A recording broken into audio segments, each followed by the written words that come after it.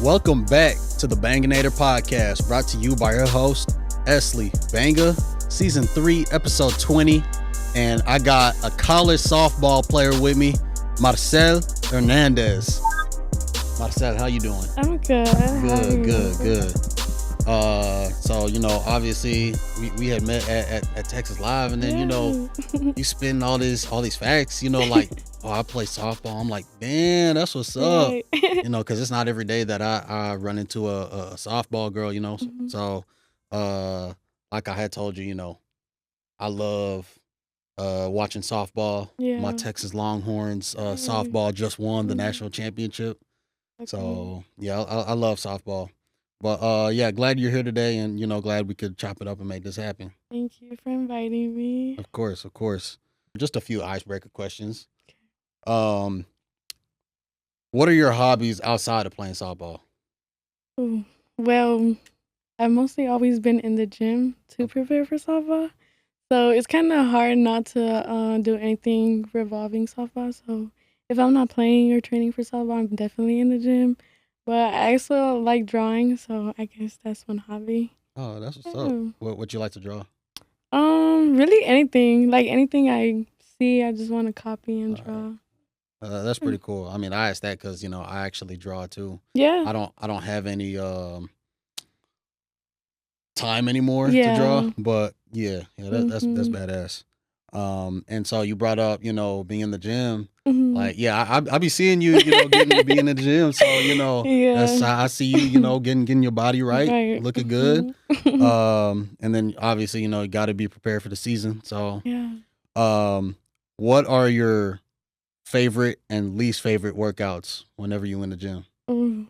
Well, I used to love leg day. Now I hate Man. it. Just because as a catcher for softball, you always have to work on your legs, so Mhm. it's kind of like and then I'm sore all the time. So yeah, Yeah, that's I would true. say my least favorite now would be leg day. Leg day. All right. Anything with leg pushing, squatting, I I feel hate that. it. But I actually hate it the most. So, and then like my most would be like probably upper body, like shoulders, biceps, triceps. All right. Yeah. All right. Yeah. Well, hey, keep it up because it looks like it's working. So Oh, thank you. if softball didn't exist, what would you choose to play? Ooh, if softball didn't exist. See, I always thought about this because I'm like, what if like I didn't have softball? Some schools don't have softball. That's crazy. Yeah, that's true. So, definitely, I've played flag football, and I definitely love watching football too. So I would definitely try to play football, like if I could. All right, For that's sure. what's up. What position you think you'd be? Really, running back. Like I Running wanna back. do Okay, running back. all right. I mean, I play softball. Well, I played flag football too before, Mhm. so it's pretty fun. So Right. yeah. All right, so let's get into a little bit of your career. So you had told me that a lot of your uncles play baseball in Mexico. Mhm. So how was it like watching them? Mhm. Well, I couldn't like really watch them like because I was younger. Mhm. So, but like they definitely have videos like games, pictures. It's crazy because like to this day they would like get on the field like even just like playing around like Yeah. and they're like pretty much old like they need to sit down. Yeah. But it's crazy because I'm the only one after them that really picked up after like softball and baseball. Okay. So it's really like a blessing kind of like taking that kind of, thing they showed me Mhm. and I love it. It's not like a job for me or anything. It's something I really love to do. So yeah, it's a blessing. That's Yeah. awesome. That's awesome. And so how did you saw those videos of your uncles, and so how did you yourself get into playing softball? So, I do have one cousin that he likes baseball throughout his like high school experience. So he kind of introduced to me like what his workouts look like, the routines he had. So then I started actually like putting it into like, okay, I'm gonna get a bat. I'm gonna like hit some balls. And I started very little. I didn't play like no t-ball, Mhm. and I wasn't the greatest when I started, but I definitely like evolved. So that's how I first started with my cousin. Like he definitely put in time to show me everything I know now. Okay, that's what's up. Shout out to Cuzzo. Yeah. And how old were you whenever you started? So when I started like actually like knowing about softball, I was probably like 10. And then when I actually started playing, it wasn't until like sixth grade of middle school. So, Oh, okay.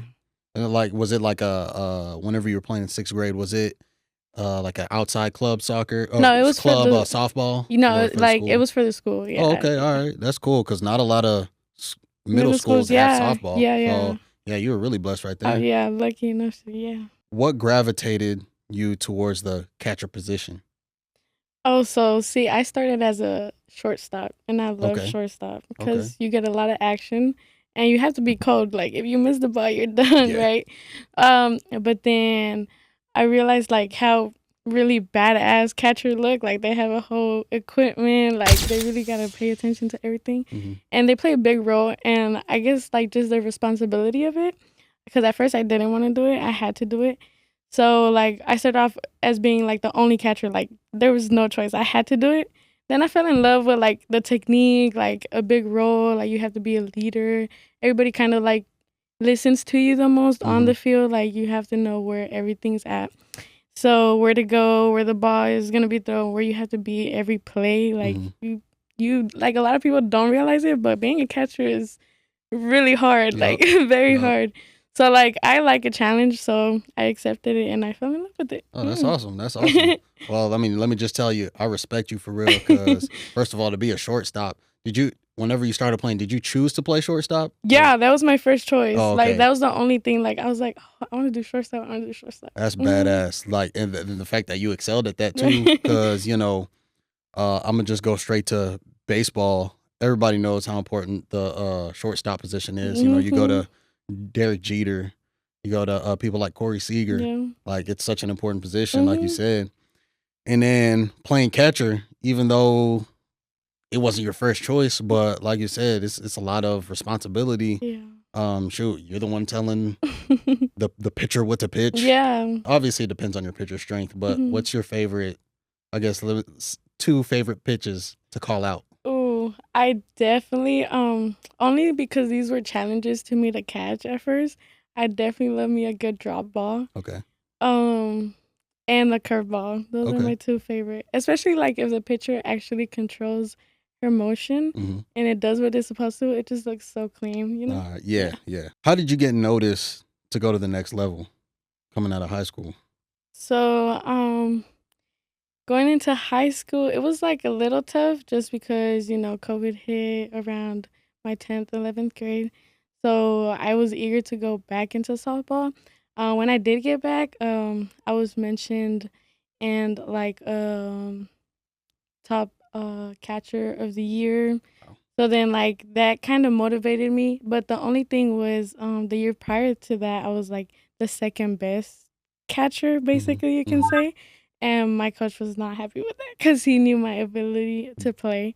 So I just worked harder the next year. That was like my first ever, that somebody noticed me was that I was top catcher. And then I have a tweet that they showed that I was top 10 catcher in state. So that even like, I didn't even know. And what's crazy is like, to this day, I didn't even notice how hard I worked up to it. Like I was just doing it. Like I have to get better. I hate being second.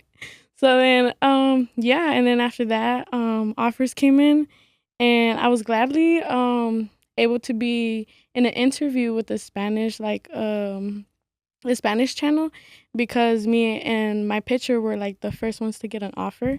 So it was definitely a blessing, like not even noticing how hard I worked to even get noticed. So then, yeah, I just got more colleges, and thankfully to like, this day, there's more colleges that want me to play. Okay. So I'm definitely blessed, yeah. That's awesome. That's awesome. Love to hear a success story like yours, coming out of high school. Allen University in South Carolina is the first university that you went to, right? Yeah. So what went into you making that decision to go there? Yeah, so the coach, well, we're obviously like hours away. The coach definitely that year made effort to like show me the school around, like knowing my situation, I was going through something. She made sure I could like get a virtual tour if I had any questions. She was very welcoming, and it's just the effort that she put in till like the day I left to the airport to go was amazing, and that kind of like brought me into it. Um, it wasn't more such of because I know a lot of players move to schools because of stats or how Mm-hmm. they play. It was mainly not that because we had to restart the team the year that I was gonna go in. Everybody was new, so it was just mainly how she made me feel. And then we thankfully had a okay year. It wasn't that bad just because we had a lot of new players. So definitely that was my first like choice just because how welcoming she was to, somebody she didn't know. So, Okay. yeah. Okay. How many years did you play there? Just one? Just one, Just one. yeah. And how do you feel that your career went over there for just 1 year? There was plenty of rough roads, I'm not gonna lie. Like any other athlete can go through. Mm-hmm. There was a lot of negatives, but overall the experience was wonderful. It was my first of, college football, I mean softball, sorry. And I was starting catcher, so I was definitely just blessed, Nice. enjoying the moment. Mm-hmm. That doesn't come easily. College stuff was very hard, like Yeah. no matter what division it is, I believe so. So it was definitely like a very good year because the experience was, unmemorable. Yeah, like Yeah. I'll memorize that for the rest of my life. That's awesome. Yeah. And yeah, like you said, it ain't easy, having to Yeah. juggle classes, being the best at your position, and then, maybe anything else outside of life. So Yeah. you transferred to Southeastern University in North Carolina. Mhm. Obviously, you repping that right now Yeah. on your shirt. Yep. So what led to the decision to transfer over there? So really, I wasn't gonna play second year. Um, I'm not very much of a school, kind of athlete. Mm-hmm. It's definitely like just athlete, just a sport. So, it was like last minute. I'm not gonna lie to you. The coach reached out to me. He was like, "I need a catcher. I need a player. Like, I need you to come down. Like, don't worry about nothing. Like, we'll figure it out together." So just him like very much wanting to like it showed that he wanted me to go the coach to play.